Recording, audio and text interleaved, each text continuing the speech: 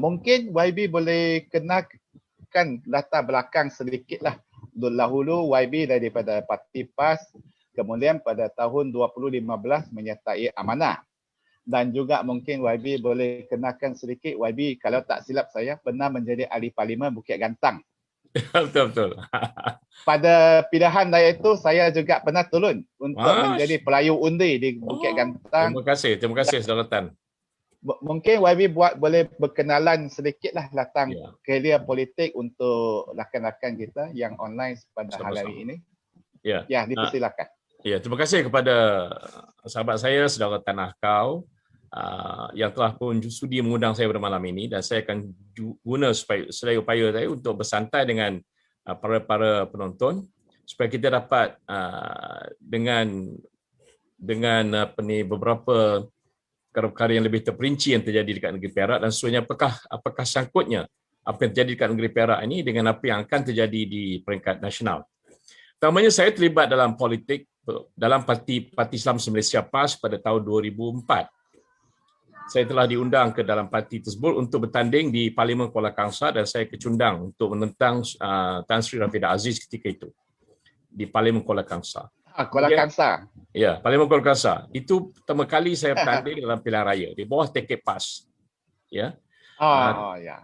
Jadi bila saya kalah di Parlimen Kuala Kangsar, maka saya meneruskan kerja saya. Di samping saya juga ada beberapa perusahaan bisnes saya sendiri. Sampailah ke tahun 2008. Lepas 2004 saya kecundang, 2008 saya diminta bertanding lagi sekali, tapi di DUN pula, bukan di Parlimen. Dan saya bertanding di DUN Pasir Panjang, di Parlimen Lumut. Alhamdulillah dalam pilihan raya itu memang DUN Pasir Panjang ini tak pernah dimenangi oleh PAS, sebab dia selalunya bertanding di situ PAS dengan MIC atau Barisan Nasional. Setiap kali pilihan raya, PAS akan bertanding dengan Barisan Nasional di DUN Pasir Panjang. Tapi pada tahun 2008, pilihan raya ke-12, saya bertanding atas tiket PAS dan alhamdulillah saya menang. Jadi bila saya menang di DUN Pasir Panjang, pertama kalinya, mewakili PAS, pada malam itu kami telah pun dijemput ke Ipoh setelah keputusan diumumkan pilihan raya ke-12 itu pada 2008. Dan pakatan di situ kita bertanding di bawah Pakatan Rakyat. Ya. Pertama kalinya Pakatan Rakyat di Perak. Pertama kalinya Pakatan Rakyat di Perak diwakili oleh DAP, PKR dan juga Parti Islam Malaysia. Kita mula memikirkan kalau kita campurkan kemenangan DAP 18, kemenangan PKR 7 dan kemenangan PAS 6. Jadi kalau kita campurkan ketiga-tiga parti itu, kita ada 31 simple majority. 31. Jadi akibatnya DAP, PKR dan juga PAS bersetuju untuk buat coalition, kerjasama dan menubuhkan kerajaan. Inilah pertama kali negeri Perak setelah ditadbir oleh UMNO sepanjang 60 tahun lebih sebelum pilihan raya ke-12 itu, UMNO telah merentah negeri Perak daripada mula sampailah ke tahun 2008. Jadi pertama kalinya orang Perak membuat perubahan dengan beraninya menukar Barisan Nasional kepada Pakatan Rakyat ketika itu. Pakatan Rakyat. Maka dalam ketika itu, Pakatan Rakyat hendaklah memutuskan siapa yang akan memimpin negeri Perak. Maka DAP dengan sedia maklum kerana mereka tidak ada calon yang sesuai ketika itu, maka mereka telah menyerahkan kepada PAS. Pada masa yang sama, PKR juga telah menyerahkan kepada PAS sebab mereka rasa juga mereka tidak ada calon. Maka bila Pesuruhjaya PAS ketika itu, Al-Fadhil Ustaz Ahmad Awang diberikan izin dan persetujuan oleh DAP dan PKR untuk memilih di kalangan 6 adun PAS siapa yang nak memimpin negeri Perak. Maka satu mesyuarat telah dipanggil oleh Pesuruhjaya PAS Tuan Haji Ahmad Awang pada pukul 3 pagi. Pada pukul 3 pagi setelah keputusan ada malam keputusan tu. Malam keputusan tu maka 8 hari bulan, malam tu dah jadi 9 hari bulan. Pukul 3 pagi Ahmad Awang panggil semua wakil rakyat PAS yang 6 di Ipoh jawab PAS. Dan dia menyatakan sekarang ini DAP, PKR dan PAS bersetuju untuk bergabung dan buat kerajaan dengan simple majority 31. Dan dia kata PAS telah bersetuju. Jumlah berapa? Jumlah kerusi 56. 59. Jumlah kerusi 59, DUN di okey. Perak 59. Jadi PKR, DAP dan PAS dapat 31. Ya, Dan ya. UMNO hanya ada 28. Perasaan Nasional ada 28. Jadi untuk itu Tuan Mak Wan beritahu kepada ahli-ahli yang baru menang ni bahawa kita kena pilih di kalangan 6 orang siapa nak jadi Menteri Besar sebab DAP dan PKR serahkan kepada PAS. Maka Mak Wan pun mulalah memanggil kami 6, dia mencadangkan. Dia kata saya mencadangkan Datuk Seri Nizam, pasangan saya. Saya minta maaf, saya kata. Saya mohon maaf. Saya tidak boleh terima. Sebab saya masa tu bertugas sebagai perunding-perunding kejuruteraan projek-projek di Malaysia dan di luar Malaysia. Saya baru menandatangani beberapa projek kerjasama dan projek-projek yang besar di luar negara. Maka saya mohon maaf, saya kata saya tak boleh. Maka Sama Awam pergi kepada yang kedua, Haji Zainuddin nama dia, daripada Lubuk Merbau. Haji Zainuddin mengatakan saya sudah berumur, dah pencen lama dan saya mohon maaf, lagipun saya tidak sihat sangat. Jadi dia pergi kepada yang ketiga. Yang ketiga namanya Anwar Sudin daripada Cakap Jong. Anwar Sudin juga menolak. Dia kata, minta maaf Ustaz, saya tak boleh sebab saya ni banyak hutang keliling pinggang, dia kata. Dia kerja bank. Pun tak boleh, maka pergi ke calon yang keempat iaitu saudara Ramli Tusin nama dia. Ramli Tusin ini adalah adun daripada Gunung Semanggul.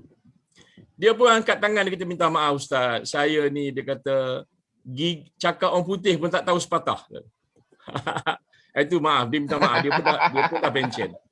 Saya tak boleh cakap orang putih langsung, dia cakap. Kemudian yang second YB last, graduate daripada US kan? siapa ada? Ramli Sulit, Ustaz Ramli ni dia bukan. Dia cuma adun daripada Gunung Semanggul. Ramli Tusin nama dia. Dia minta maaf juga, dia tak boleh jadi Menteri Besar, dia kata. Because dia tak boleh cakap bahasa Inggeris. So, pergi kepada calon yang kelima. Namanya baru meninggal dunia, saudara Hussein Din. He just passed away 4 days ago. So Hussein Din juga minta maaf, dia kata, Ustaz, saya minta maaf, saya gigi pun tak ada, dia kata. Dia tak ada gigi. Sudah ujol lah. So dia pun reluctant, dia tak boleh jadi Menteri Besar. Masa tu ada seorang Cina dalam PAS, nama dia Idram Lim. Mr. Lim. Mr. Lim menang di Titi Serong. Tapi dia tidak layak menjadi Menteri Besar sebabnya syarat-syarat sebagai Menteri Besar tu dia kena pure, kena Melayu dan anak Perak. Ya, jadi sebab akhirnya, perlembagaan negeri. Akhirnya ke 6-6 kami menolak. 6-6 menolak. Tak ada calon. Dan oleh kerana itu, Mak Wan kata, kalau macam tu, maka kita terpaksa buat keputusan oleh AJK PAS Negeri ketika itu. Namanya Harian PAS. Maka kami berenam ni diminta keluar. Ni pukul 3.30 pagi ni, cerita ni.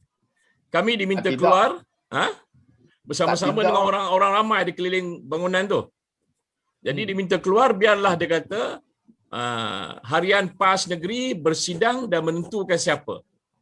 Setelah kami tentukan, maka tidak boleh menolaknya. Jadi kami tunggu keluar lebih kurang dalam 40 minit. Kami tunggu di luar. Sementara itu Mak Awang mempengerusikan mesyuarat harian malam tu. Ataupun subuh pagi, at the dawn. Habis 40 minit dia panggil masa kami masuk ke dalam. Dia kata kami telah bincang dan putuskan Menteri Besar adalah saudara, dia kata, Datuk Seri Nizam. Masa itu saya belum Datuk Seri lagi. Tapi dia kata Haji Nizam jadi Menteri Besar. Dan saya tidak boleh kata tidak. Sebab ini syarat dia. Maka saya terpaksa terima juga.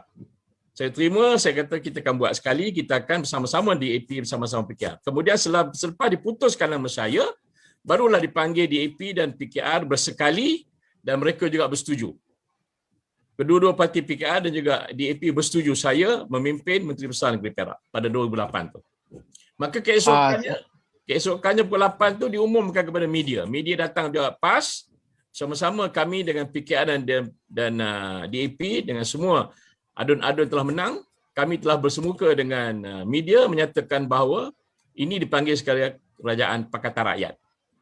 Dan diumumkan saya sebagai Menteri Besarnya. Kemudian barulah sebab mereka tengok YB mempunyai kompetensi lah, mempunyai kebolehan, kemampuan dan pernah YB graduate daripada sebagai engineer daripada US kan, kalau tak silap. Daripada UK. UK. Ya, saya daripada UK. Jadi barangkali itu salah satu sebabnya kenapa PKR dan DAP bersetuju, dan juga harian PAS bersetuju saya mengepalai pimpinan Pakatan Rakyat. Maka saya terima dan kita umumkan. Dan kita beritahu kepada media. Pada besokan harinya, pada 9 hari bulan, pukul 8.30 pagi, media telah tahu. Kemudian proses proses angkat sumpah, proses pergi ke istana berterusan. Ya. So that was the beginning of my political career. Saya punya kerja-kerja politik bermula secara tercabarnya pada pilihan raya ke-12.